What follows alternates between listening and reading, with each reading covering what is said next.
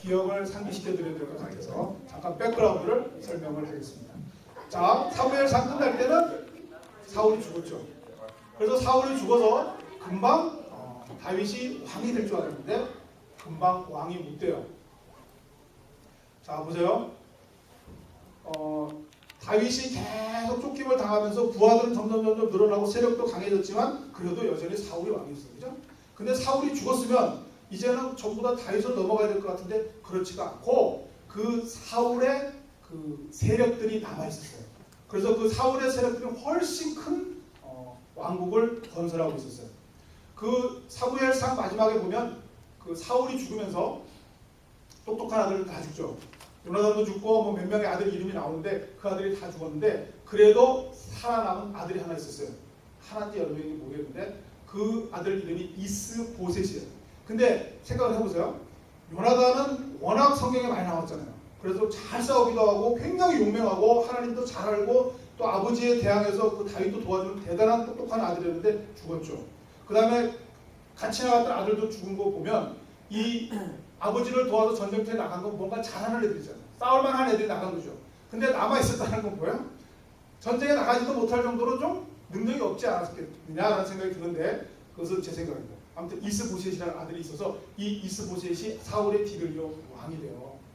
왕이 되고 그 밑에 막강한 사람이 하나 있었는데 그 사람이 사울의 군대 장관, 요즘으로 치면 국방부 장관 정도 되는데 국방부 장관을 넘어서 거의 실권을 거의 장악한 막강한 사람 하나 있었는데 그 사람이 아브넬이에요.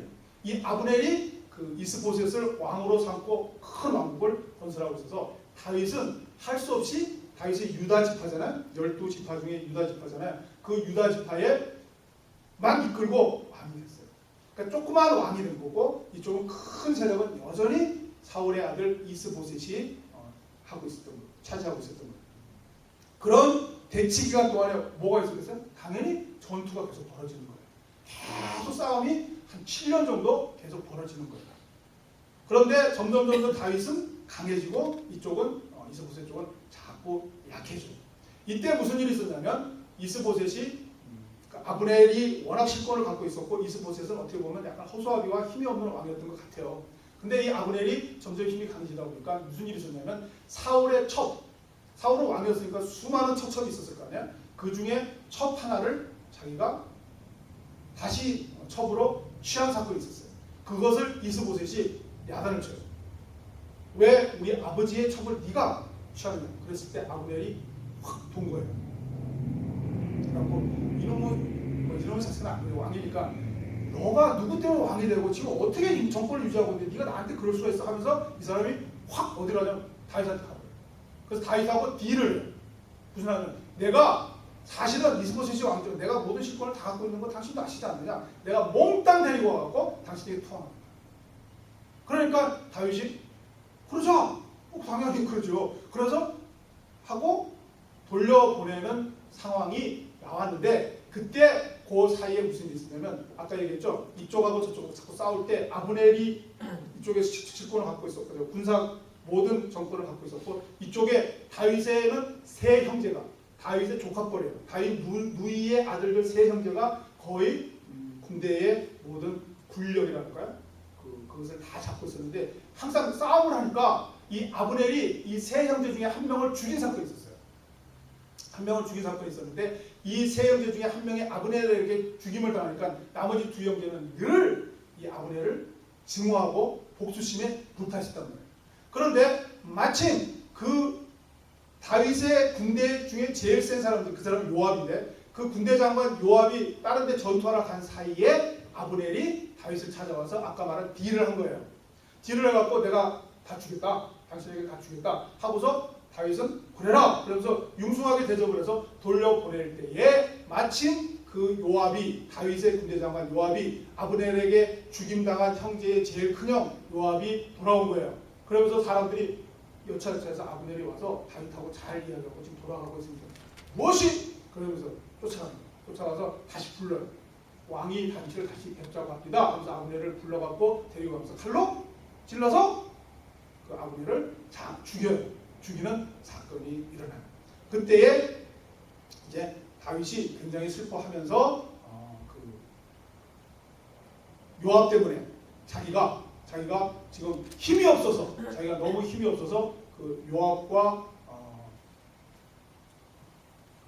그 형제들의 그 군사적인 힘을 자기가 이길 수가 없어서 어떻게 할 수가 없다라고 한탄하는 장면이 나오는 거예요. 근데 오늘 그 읽은 그 우리 니콜이 읽은 그 말은 무슨 이야기냐면 그 아브넬이 죽임을 당하고 그렇게 자꾸 이쪽에 왕이 자꾸 이제 그 이스보셋이 자꾸 약해져 가고 있을 때에 이스보셋에 아브넬만큼 강하지는 못하지만 북방부 차관 정도 되는 2명 있었어요. 이 사람들도 형제예요. 이 사람들이 가만히 상황을 살피니까 아무래도 이쪽이 다윗한테 질 것 같거든요. 다윗이 자꾸 힘이 팽창되고 강해지고 이쪽은 자꾸 약해지는데 특히 결정타로 아브넬이 죽어버렸잖아요. 안 되겠다. 그래갖고 얘네들이 살살 가서 이스보셋을 암살을 해요. 이스보셋을 죽여버려요. 자기 왕을 죽이고 목을 쳐요. 그리고 그 목을 들고 어디로 가요? 달려서 다윗을 가요. 그래서 다윗에게 내놓는 장면인 거예요. 오늘 읽은 말씀. 그래서 왕이시여, 당신은 모든 백성들로부터 존경받는 왕이 아닙니까? 이제 당신이 왕이 될 텐데 우리가 그것을 알고 이렇게 이스보셋의 머리를 잘라서 왔습니다. 라고 했을 때 다윗의 반응이 오늘 읽은 말이에요. 뭐라 그래요? 죽여버려요. 세상적으로 볼 때는 그걸 칭찬받아야 되잖아요. 야, 너가 그래서 내 골치 아픈 이스보셋을 없애고 아주 자연스럽게 내가 왕이 전체를 통일할 수 있는 기회를 줬구나 라고 해야 되는데 거기서 오늘 아까 니콜이 읽어준 말씀대로 악인이 의인이 그것도 침상에서 죽인 너를 하나님의 여호와의 기름 부은 자를 죽인 너를 내가 둘 수 없다면서 그들을 쳐서 죽여요. 그게 오늘입니다. 자, 이런 백그라운드가 있는데 자, 이런 백그라운드 속에서 우리가 발견할 수 있는 것 그 사무엘하 1장부터 지금 한 5장 정도까지 진도가 나가잖아요. 생명의 삶. 거기에 보면 굉장히 이상한 것들이 자꾸 되풀이되는 게 있는데 사무엘 마지막 장면에서 그 사울이 죽었잖아요. 사울이 그때는 자살한 걸로 되어 있어요. 분명히 자살한 걸로 되어 있는데 사무엘 하 첫 번째 시작될 때 보면 아말렉 병사 한 명이 와서 자기가 사울을 죽였다고 해요.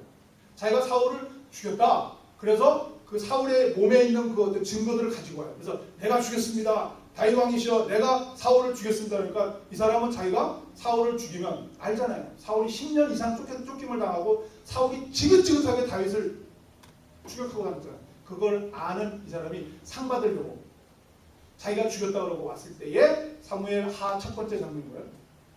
다윗이 죽여버려요. 그 아말렉 병사를. 자기는 칭찬받을 줄 알고 왔는데 죽여요. 그런 장면이 나오죠.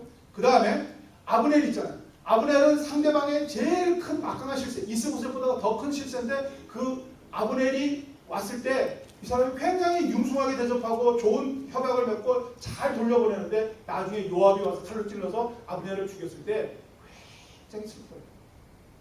장사를 지내도 그런 장사 지내는 게 없어요. 3장 뒷부분에 나와요. 계속 울고 금식하고 하도 그러니까 백성들이 와서 밥 좀 드세요 왕. 왜 그러세요? 밥 좀 드세요. 할 정도로 계속 울고 불고 해요. 아브넬이 죽은 것 같고 장사를 극진히 지내주면서 그렇게 하죠. 그 다음에 오늘 읽은 것처럼 이스보셋 자기의 상대방 왕을 누가 죽여서 왔는데 그 사람을 오히려 죽이면서 다시 장사를 그 이스보셋에 대해서 잘 지내주고 그 아까 울고 불고 했던 아브넬의 무덤 옆에다 또 묻어줘요. 또 하나 이상한 장면이 하나 있는데 요나단의 아들 그러니까 사울의 아들 요나단의 아들 그러니까 사울의 손자 정도 되는 거니까 뭐예요? 왕세자가 아니라 황손이라 그러나? 그러니까 왕자죠 왕자 손자 그러니까 지금의 해리 왕자죠. 영국의 엘리자베스 여왕의 손자 해리 정도 되는 그 사람 이름이 무비보셋이에요. 보셋이 많아서 이스보셋, 무비보셋 계속 헷갈리는데 무비보셋이에요. 이 무비보셋을 찾아내요. 다윗이 찾아내갖고 왕자처럼 대접해줘요. 자기 먹는 식탁에서 같이 먹게 해요. 그거는 거의 왕자들 대우거든요. 이것도 그렇죠. 그러니까 이상한 계산이 있단 말이에요. 이 성경에 사무엘 하에서 지금 계속되는 것 중에 우리가 이해하지 못할 아주 이상한 계산들이 나옵니다. 다윗의 계산. 우리들이 생각하면 자기의 골칫거리 사울을 죽인 자를 상을 줘야 되고, 자기의 골칫거리 이스보셋을 죽인 자를 상을 줘야 되고, 그 다음에 무비보셋은 사울의 손자인데 더군다나 요나단의 아들인데 그 자는 후환을 두려워서 죽여 없애야 되죠. 근데 오히려 불러갖고 왕자처럼 잘 대우해주는 이상한 계산법들이 이 사무엘하에 나온다는 거예요. 우리하고 계산이 좀 달라요. 근데 이 성경에 보면 전부 이상한 계산이 투성이에요. 너무 많은데 그 중에 하나만 생각해보자. 다니엘과 세 친구가 있었죠. 다니엘과 세 친구는 바벨론한테 침략을 당해서 그 유다가 멸망했을 때 전부 다 포로로 잡혀갔어요. 그러니까 그 어릴 때 잡혀갔을 때 그 중에서도 제일 똑똑하다고 선발된 집단으로 그 바벨론에서 걔들을 지금으로 치면 기숙사 학교 같은 데를 보낸 거예요. 최고의 보딩스쿨에 보낸 거예요. 보내갖고 거기서 최고의 교육을 시켜서 엘리트로 양성하려고 할 때에 이들은 거기서 주는 밥을 전부 거부를 해요. 그러니까 최고의 엘리트로 만들려고 하니까 얼마나 좋은 밥과 얼마나 좋은 시설을 제공했겠어요. 그 밥을 자기들은 안 먹는다고. 안 먹고 거기에서 채식만 한다. 하나님이 알려주신 밥만 먹는다. 너희들 이방의 밥들 안 먹고. 이건 죽으려고 작정한 거잖아요. 잡혀가서 포로된 신분에 그 나라의 왕이 내려준 음식을 안 먹는다는 건 자기가 죽겠다는 거죠. 계산을 이상하게 하는 사람들이잖아요. 그 다음에 거울 위기를 넘어갔어요. 넘어가고 난 다음에 이 세 친구가 있는데 세 친구는 그 바벨론 왕이 큰 자기의 그 동상을 새기고 거기다 절을 해라. 절을 하지 않으면 다 죽는다고 했을 때 다 절을 하죠. 당연하잖아요. 우리 계산법은 절을 안 하면 죽으니까 절을 하는 거 아니에요. 절을 안 해요. 이 세 명. 계산을 이상하게 한다고. 다니엘도 마찬가지예요. 다니엘이 나중에 그 사람은 항상 습관이 뭐냐면 그 아침, 점심, 저녁 밥 먹기 전에 꼭 그 바벨론 지금 이라크예요. 이라크 정도로 갔을 때 이스라엘 쪽 자기 유다 나라 쪽을 향해서 항상 창문을 열어놓고 기도하고 절하는 게 이 사람의 습관이에요. 이 사람의 정적들이 그걸 딱 본 거예요. 그래서 이 다니엘을 어떻게 하든지 쳐 죽여야 되겠다. 너무 잘하고 있으니까. 그래서 흉계를 꾸며요. 절하는 사람은 전부 죽이기로 합시다. 그리고 왕은 그런 뜻도 모르고 그걸 서명을 해요. 그 서명을 딱 하고 난 다음에 그래도 다니엘은 절을 해요.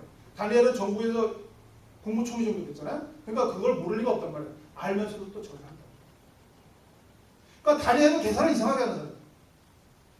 사무엘 그 세 친구도 계산을 이상하게 하는 사람. 오늘 다윗도 계산을 이상하게 하는 사람. 성경은 다 그래요.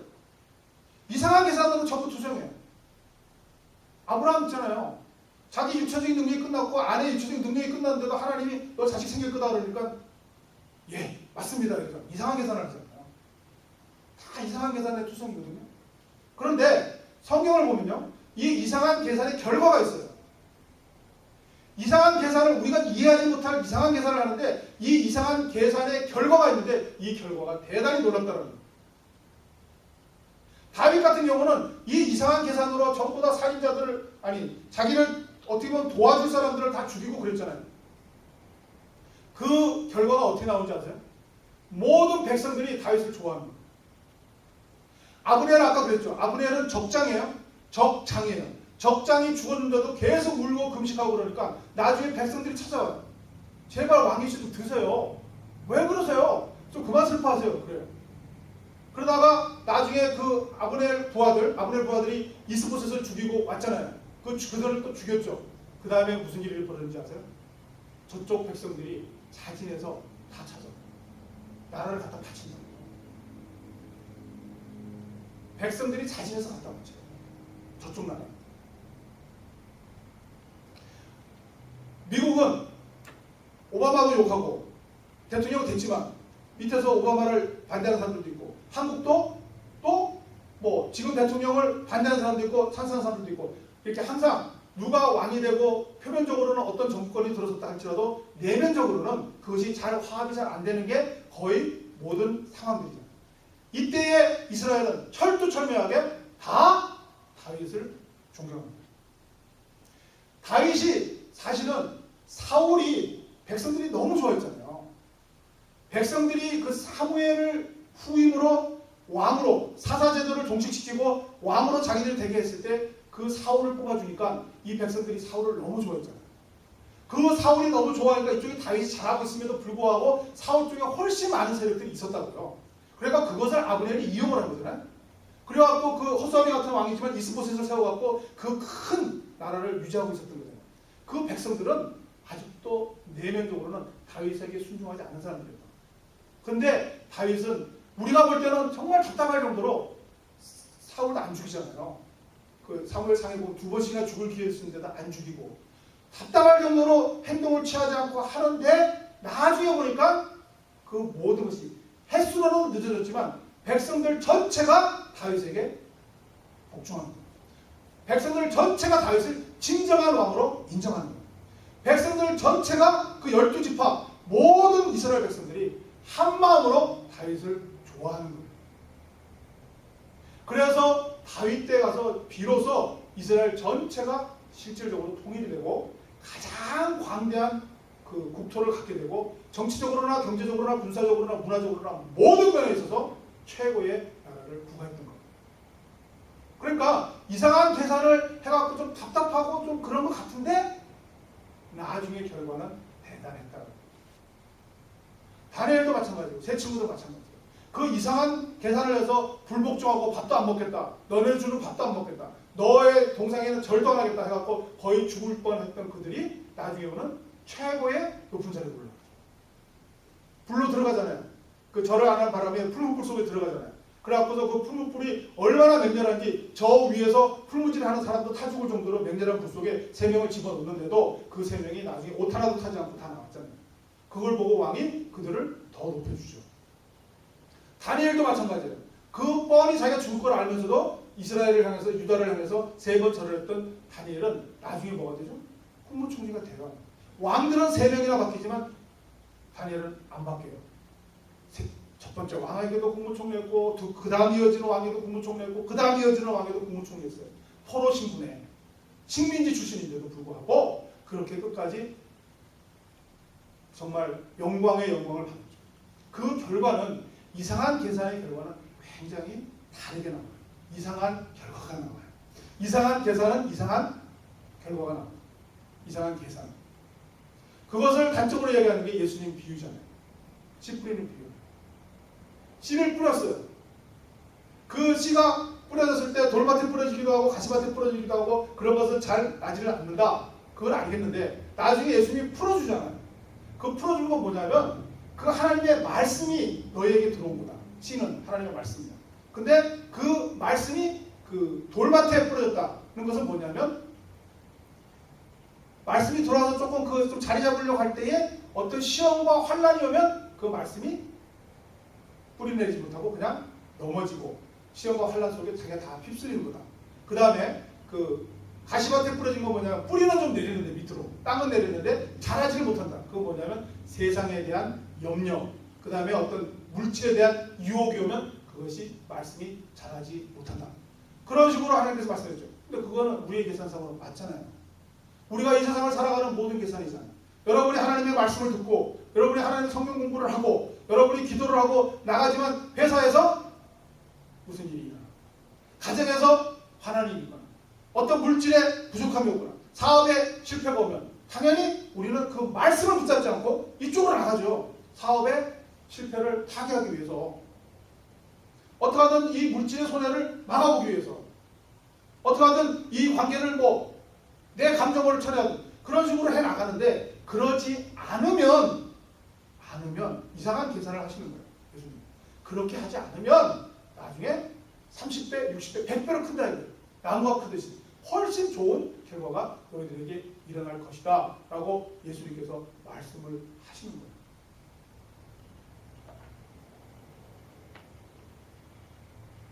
하나님께서는 우리에게 어떻게 보면 이상한 계산을 하라고 요구를 하세요. 요구는 아니고 부탁을 하세요. 그런 상황으로 몰고 가세요. 그리고 하나님께서 이상한 결과를 갖고 기다리세요. 이상한 결과를 갖고 기다리신다.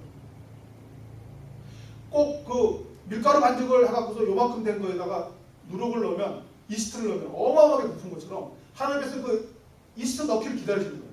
그걸 준비하고 계시는데 우리는 계산을 이상하게 할 수가 없는 거죠. 왜냐하면 너무 세상적으로 우리는 이 머리가, 우리의 감성이, 우리의 모든 습관이 세상적으로 계산하는데 익숙해져 있는 거예요. 근데 성경에서 말하는 모든 것, 특히 오늘 다윗 같은 경우 보면 이상한 계산을 하면 하나님께서 이상한 결과를 주시겠다라고 하는 거예요. 그런 것들로 성경은 가득 차 있잖아요. 홍해수를 가르는 거예요. 오병이어라는 거예요. 세상에서는 5 플러스 2는 7이잖아요. 성경은 5 플러스 2가 5천이 되잖아요. 무슨 말이죠? 물고기 5마리에다가 보리떡 5개에다가 물고기 2마리는 5 플러스 2는 7이니까 7 갖고 뭐 2명이 나눠 먹으면 되나? 3명이 나눠 먹으면 되지만 예수님이 딱 손에 들어가서 축사하시면 5,000명을 먹이고도 12광들이 남았다. 세상 사람들은 베드로는 절대 저 물 위를 걸어가지 못한다. 예수님께서 오라 그럴 때 물 위를 걸어가는 거예요. 풍랑이 지금 막 일어나고 배가 침몰할 것 같으면 당연히 살려주세요 하는 거예요. 예수님은 잠잠하라. 거기서 베드로가 누가 이 풍랑 속에 잠잠하라 생각을 누가 해요? 예수님은 잠잠하라 그러고 잠잠해지잖아요. 전부 이상한 계산과 이상한 결과로 가득 차 있는 게 성경이에요. 여러분 잘 생각해 보세요. 전부 이상하죠. 근데 결과는 전부 이상한 결과가 나오죠. 전부 축복의 결과가 나오죠. 그러면 중요한 거, 우리는 그러면 이상한 계산을 좀 하고 싶어요. 이 다윗과 같은 계산을 좀 하고 싶다고요. 내가 만약에 이스보셋을 죽이고 온 자들을 환대해갖고 순간적으로는 빨리 그쪽하고 통일을 했겠지만 3년 뒤, 5년 뒤부터 저쪽 국민들이 내분이 일어나기 시작해갖고 다시 나라가 찢어지고 세쪽 찢고 네쪽 찢어지는 그런 내 계산 방법대로 나온 그런 비참한 결과보다는 내가 생각하지 못하는 정말 이스보셋을 죽이고 온 그저를 죽여버리는, 없애버리는, 제거해버리는 그런 이상한 계산을 하더라도 나중에 내 나라가 40년 동안 내 아들 때까지 영원토록 융성하고 풍성해지고 한 나라로 통일되는 그 결과를 받고 싶단 말이에요. 내가 가진 게 물고기 2마리하고 보리떡 5밖에 없고 이거 갖고는 3명밖에 못 먹는다 라고 계산을 하는 게 당연하지만 이것으로 5,000명을 먹여 살릴 수 있다는 계산을 하고 싶단 말이에요. 우리가 모두 그거잖아요. 성경을 믿는 이유가 뭐예요? 하나님 나오는 이유가 뭐예요? 이상한 결과를 받고 싶은 거잖아요. 작은 씨 하나, 겨자씨 하나만 못해서 30배, 60배, 100배의 결과를 얻고 싶어 하는 게 우리고 여기에 앉아서 예배드리고 기도하고 하는 거죠. 그러면 그런 이상한 계산을 어떻게 하면 할 수 있느냐예요. 어떻게 하면 그 이상한 계산을 할 수 있는 거예요. 다윗을 한번 볼까요? 다윗이 그래도 다행스럽게 10편도 주어졌고 그 사무엘 상하에 보면 다윗의 일생에 대해서 나와요. 다윗의 일생에 제일 먼저 등장하는 게 뭐죠? 어릴 때가 나와요. 한 15, 17살 정도로 나와요. 그때 보면 갑자기 사무엘이 찾아와서 머리에 기름을 붓고 도망가버렸죠. 없어졌죠. 그 다음에 나오는 게 골리앗과 싸움이 나오죠. 그 골리앗과 싸움이 나올 때에 다윗의 그 전 삶을 잠깐 살펴볼 수 있는 게 다윗이 골리앗한테 소리를 쳐요. 아니 나가기 전에 사울에게 나가서 자기가 이야기를 해요. 너가 어떻게 나가려고 그래? 그랬더니 그때 다윗이 얘기해요. 제가 목동으로 있을 때 내 양을 곰이나 사자가 와서 물어서 가져간 자기가 가서 몽둥이로 막대기로 쳐서 그걸 찾아오거나 또는 이빨 사이에 있는 그 양을 잡기 위해서 곰과 사자의 수염을 붙잡고 쳐서 그 이빨 사이에 들어가 있는 양과 곰새끼, 양과 염소새끼를 제가 구해 옵니다. 그래서 저는 지금 이 골리앗도 저는 그 양과 사자와 곰으로 보고 하나님께서 나와 함께 하시면 저는 이길 수 있다고 생각합니다 하고 나가는 거잖아요. 그리고 계산도 이상하게 하죠. 세상 사람들이 계산할 때는 분명히 창과 칼로 덤비니까 창과 칼로 나가라고 사울도 인간의 계산대로 창, 칼, 갑옷 입혀서 보내는데 다 벗어버리고 뭐로 가져가요? 물맷돌 5개만 딱 가져가요. 그러니까 이상한 계산을 하는 거라고. 근데 결과는 이상한 결과가 나왔죠. 그건 다 아시다시피. 그러면 그 다윗의 삶 속에 우리가 무엇을 하나 볼 수가 있어요? 평소에 목동 생활을 할 때 다윗만 목동 생활을 했겠어요? 거기에 수많은 목동들이 있었을 거예요. 거기에 사자하고 곰이하고 염소하고 양새끼를 잡아가는 게 다윗의 것만 왔겠어요? 다른 모든 그 양과 염소 무리에도 동일한 곰과 사자가 와서 잡아가기도 하고 동일한 목동들이 그것을 보고 반응 똑같이 했을까요? 근데 다윗만 다르게 했잖아요. 그게 뭘까요? 다른 사람들 다 도망갔을 거 아니에요. 와 사자다. 와 고민다 큰일 났네 큰일 났네 하면서 도망가고 감히 덤비지 못했을 거야. 근데 다윗은 가서 심지어 수염까지 붙잡고 때린단 말이야. 그리고 찾아온단 말이야. 그것이 그 다음에 어디로 연결돼요? 골리앗이잖아요. 그 수십만의 이스라엘 군대들이 몇 달 동안 계속 겁나갖고 나가지 못할 때 나가잖아요. 그게 물론 이상한 계산인데 그게 다 어디서 나온 걸까요? 결정적으로 이 다윗이 한번 화를 낸 적이 있었죠. 물론 실수한 적이 여러 많이 있지만 그 성경에 나오는 실수할 때 뭐가 있었냐면 자기가 너무 배가 고프고 자기가 따르는 부하들이 너무 배가 고프니까 그 동네의 제일 부자 나발이라는 부자한테 가죠. 그래서 너가 갖고 있는 재산을 우리들이 다 지켜주고 했으니까 뭐 많은 것도 아니고 우리 소년들이 먹을 밥 좀 줘라. 그랬을 때 나발이 안 주죠. 안 주고 나니까 그때 다윗이 화가 나고 죽이러 가잖아요. 전부 다 칼을 쳐라. 그러고서 죽이러 갈 때에 급히 나발의 아내 아비게일이 와갖고 무릎 꿇고 이야기를 하죠. 이야기를 할 때 그때 설교한 것처럼 그 아비게일이 기가 막힌 말을 해요. 기가 막힌 말을 했을 때 그때 그 다윗이 고맙다라고 하면서 자기가 자기 손으로 나발을 칠 것을 네가 막아줬다라고 얘기를 하죠. 그리고 나서 돌아가는데 그 다음 날에 그 아비게일이 자기 남편 나발에게 그 이야기를 했더니 그 순간 나발이 몸이 굳어져서 약 열흘 동안 누워있다가 결국 죽게 됐다는 거죠. 그 이야기를 듣고서 다윗은 뭐라고 해요? 하나님께 감사하죠. 자기 손으로 죽이지 않게 하나님께서 이렇게 쳐주실 것을 아비게일을 통해서 자기에게 전달해 주신 하나님께 감사하면서 아비게일에게 함자비를 보내죠. 함자비라고 해요. 중매제비라고 하나요? 아무튼 그래서 청원해서 그 아비게일을 자기 아내로 삼는 사건이 나오죠. 그러면 여러분이 한번 생각해 보세요. 목동 생활을 할 때 다른 목동들과 달리 쫓아가서 막대기로 사자도 때리고 수염을 잡고 주먹으로 치기도 해요. 남들은 다 벌벌 떠는 그 골리앗 앞에 혼자 나아가요. 그리고 자기가 순간적으로 화가 나고 칼을 빼들고 나발을 죽이려고 할 때 아비게일의 말을 듣고 아비게일의 말을 들었더니 하나님께서 그것을 쳐주죠. 그럴 때 그것을 감사했던 다윗의 그 모든 과정과 이 다윗이 자기를 돕겠다고 아니면 자기에게 무공을 세웠다고 자기의 적들의 목을 베갖고 오는 사울을 죽였다고 하는 자들, 이스보셋을 죽였다고 하는 자들, 그 사람들을 기뻐하지 않고 그들을 더 처벌하는 그 과정 속에 다윗이 뭐를 느끼세요? 좀 남들하고 좀 다르죠. 물론 이상한 계산을 하지만 그 이상한 계산의 이면 속에 뭐가 있는 거예요? 남들이 착안하지 못하는 걸 착안하는 거예요. 그렇잖아요. 다른 모든 목동들 다 도망갔을 거예요. 근데 혼자 이상한 행동을 해요. 왕따인가요?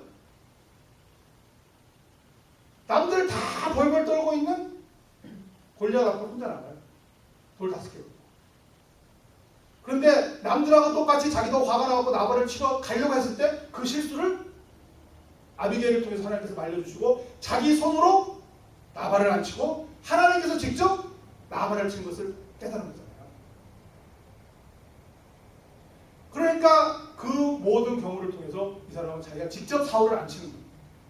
직접 이스보셋을 안 치는 거예요. 직접 아브넬을 안 치는 거예요. 왜요? 경험과 모든 걸 통해서 이 사람은 생각을 합니다. 늘 생각을 해요. 여러분도 잘 모르실지 아시는 분인데 우골탑이라는 말 아세요? 우골탑? 이게 특정 대학을 얘기하는 건 아닌데 서울의 몇 군데 대학을 뭐 우골탑이라고 그러잖아요. 왜 그러냐면 그 시골에 계신 그 대학생들 부모님들이 우골 소우뼈 골일 거예요. 소뼈로 쌓은 대학들이다. 이런 그 나쁜 뜻이 있는데 제가 얘기하는 거 나쁜 뜻으로 얘기하는 게 아니라 예전에 우리나라가 못 살 때에 그 시골에서 정말 소 한 마리 갖고서 반 멧돼지 맨바지 가지고서 농사 짓는 분들이 아들을 대학을 보내려고 할 때에 계산이 안 나오잖아요. 그것도 이상한 계산하시는 거거든요. 절대 대학을 보낼 처지가 못 돼요. 근데 보내요. 보내고 그 학비를 대기 위해서 어떻게 해요? 소를 팔잖아요. 이 소를 팔면 자기들이 이제 굶어 죽잖아요. 또는 그 소 대신, 또는 어머니가 아니지만 자기 아내, 엄마가 소 대신 그것을 메고 뒤에 아버지는 할 수 없이 그 일항이라고 그러나 새스랑 그거를 밀어야 되니까 그걸 메고 할 수밖에 없음에도 불구하고 계산을 이상하게 해갖고 소를 팔아요. 그리고 자식 대학 학교를 보내요.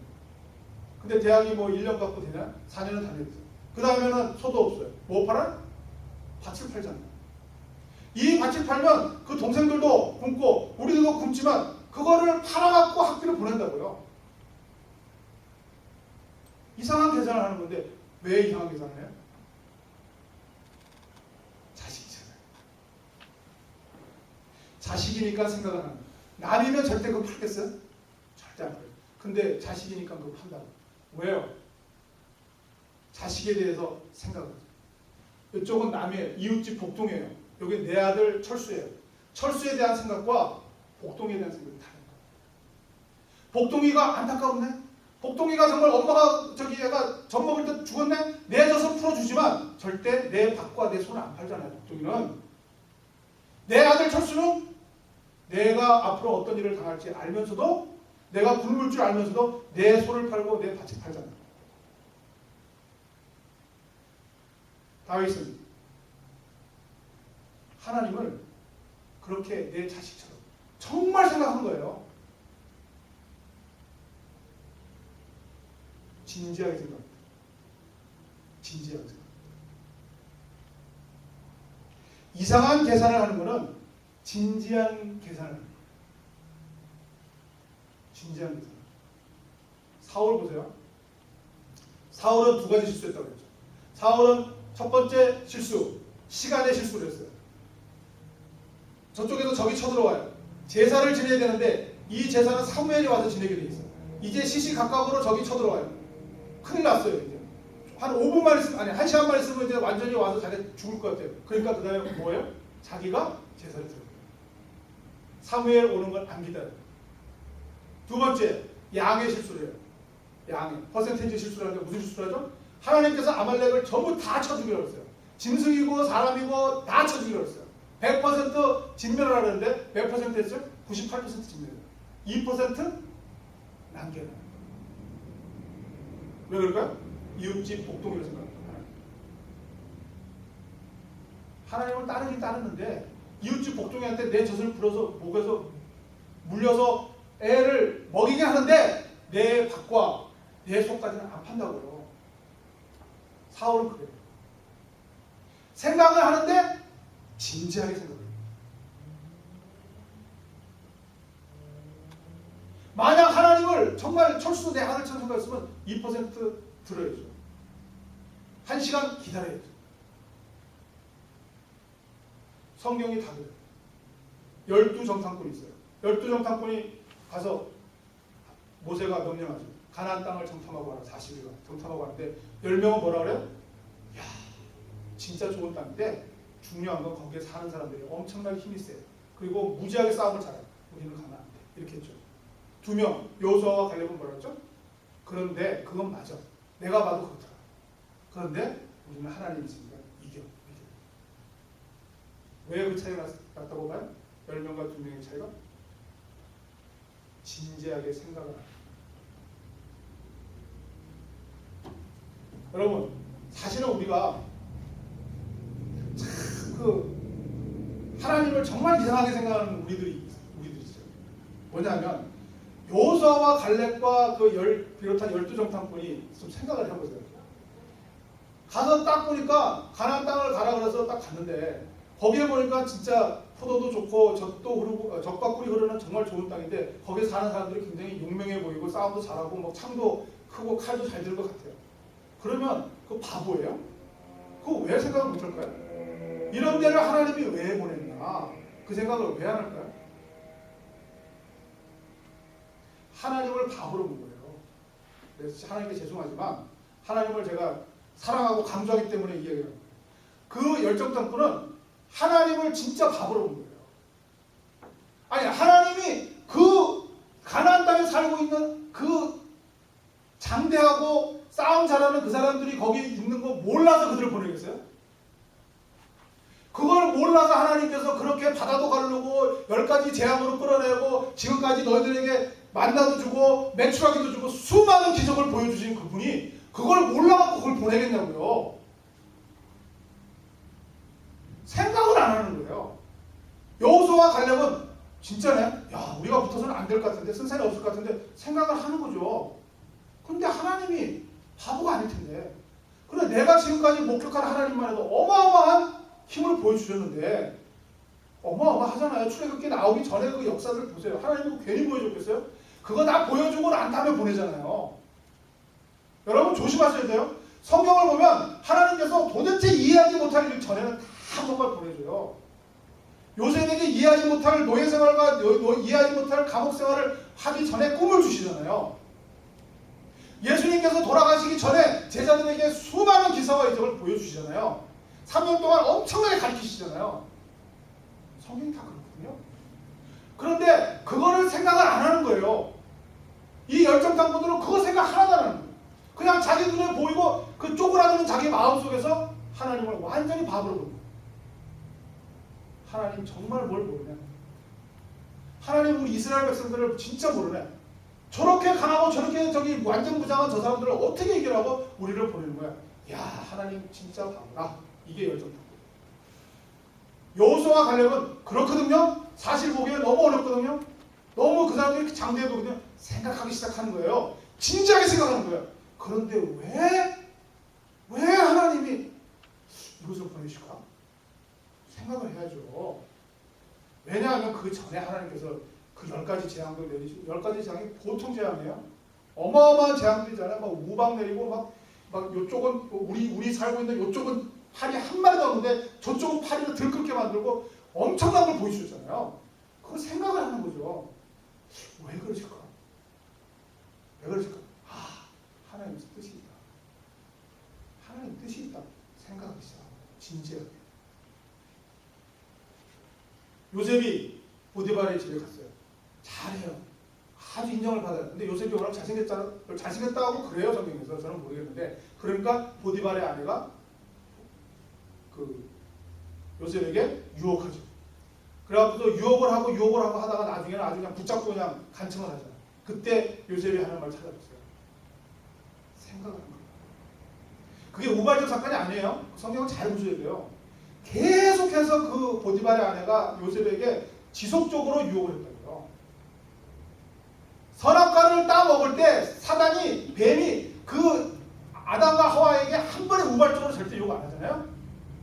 계속 찌르잖아요. 그러니 딱 포기해요. 그 다음날 또 그런 것처럼 보디발의 아내도 계속 요셉에게 하는데 그 요셉이 계속 하다가 마지막 그러니까 감옥에 가기 전 마지막에 붙잡고 거기서 실강이가 벌어져서 요셉이 감옥에 간 거거든요. 그 과정을 왜 주시는 거예요? 요셉에게 생각할 시간. 세상적인 기준이라면 이제 내 노예 생활을 벗을 때가 왔다. 찬스가 왔다. 이 여자 잘 잡으면 아마 잘하면 벗을 수도 있고 더 호강하면서 잘 살 수도 있겠다라는 세상적인 계산이지만 요셉은 생각을 합니다. 그래서 마지막에 얘기를 하잖아요. 그 여자 붙잡았을 때 내가 여호와께 범죄할 수 없다. 생각합니다. 뭘 생각해요?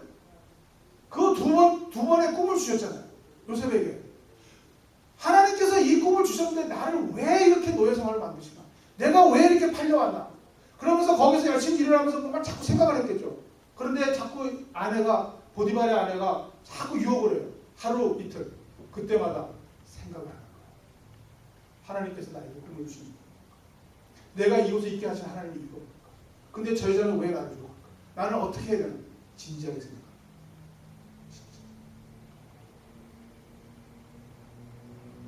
우리가 성경을 보면 이상한 계산들을 해서 이상한 행동을 하는 사람들이 있는데 그 사람들은 우발적인데 절대 성경을 다시 한번 보시고 이 다윗도 사람들이 볼 때는 바보 같은 거예요. 근데 이제 앞으로 더 바보 같은 짓이 많이 나와요. 그 바보 같은 짓 안에 굉장히 하나님에 대해서 진지한 거예요. 남들은 절대 하나님도 생각을 안 하는데 이 사람은 이 다윗은 계속 하나님에 대해서 생각하는 게 시편에서 계속 진지하게 생각. 그래서 이상한 생각은 진지한 생각. 진지하게 생각하면 우리의 계산이 이상하다 할지라도 하나님 보시기에 합당한 계산으로 나갈 수 있는 거예요. 그러면 하나님께서 준비하신 그 이상한 결과, 큰 축복이 넘치게 되는 거예요. 제일 이상한 계산, 결론적으로 성경에서 최고로 이상한 계산이 뭐예요? 예수님의 십자가 사건이죠. 어떻게 세상을 구원하신다는 분이, 어떻게 세상의 왕이 되신다는 분이, 하나님의 아들이라는 분이, 그리고 그 3년 동안 보여주신 그 엄청난 능력과 그 엄청난 가르침과 그 엄청난 능력 갖고 계신 분이 왜 모든 것을 이루시는 길이 십자가였나? 제일 이상한 사건, 그리고 이상한 계산이죠. 그 이상한 계산에 하나님이 응답하시죠. 그 너의 계산이 옳다. 그게 뭐예요? 부활이죠. 예수님께서 십자가에 달리시는 그 길이 하나님이 옳다라고 딱 파이널 앤서를 주신 게 부활이죠. 그 하나님, 예수님께서 십자가에 달리실 때에까지의 과정을 여러분 복음서를 보시면 아시잖아요. 3년 동안 제자들을 가르치면서 늘 강조하신 게 뭐야? 너희들 내가 하는 이 기적에 현혹되지 마라. 내가 지금 하고 있는 이런 큰 일에 현혹되지 마라. 나는 십자가에 달려야 됩니다. 내가 가는 길에 대해서 계속 알려줘요. 복음서를 보세요. 끊임없이 알려줘요. 하나님, 예수님은 계속 그 3년 동안, 공생애 동안 공생애 전에, 공생애를 시작하기 30년 동안 진지하게 늘 하나님에 대해서 생각하라. 그 결정타가 뭐죠? 그 마지막 절정이 겟세마네 기도잖아요.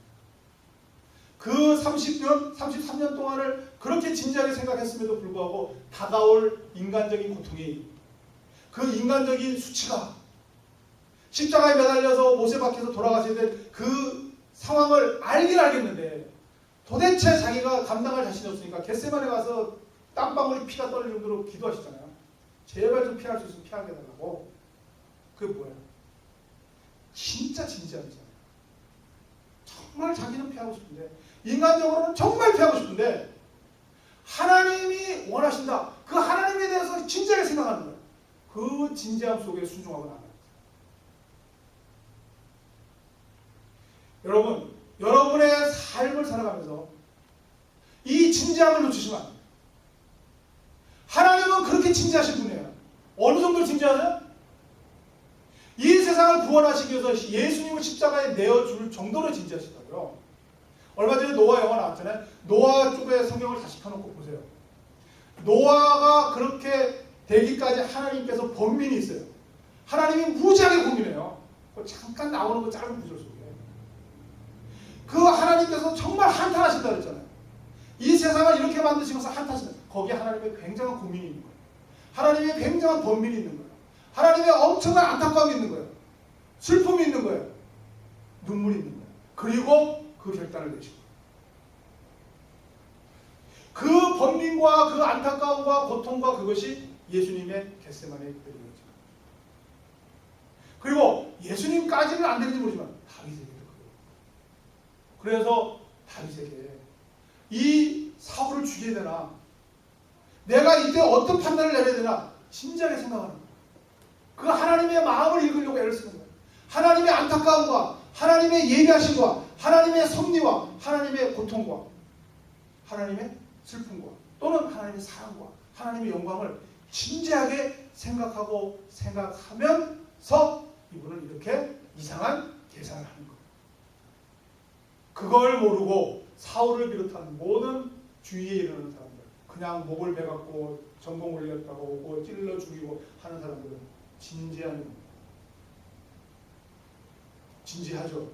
어디에 진지해요? 자기에 진지하죠. 자기의 감정에 진지하죠. 자기의 출세에 진지하죠.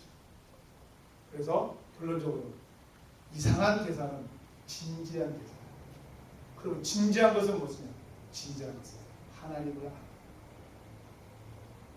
나의 진지함은 이기주의예요. 욕정이에요. 정욕이에요. 하나님에 대해 진지함. 하나님에 대해서 알아가는 그것이 참된 진지함. 하나님은 진지하신 분. 이 세상을 진지하게 창조하셨고요.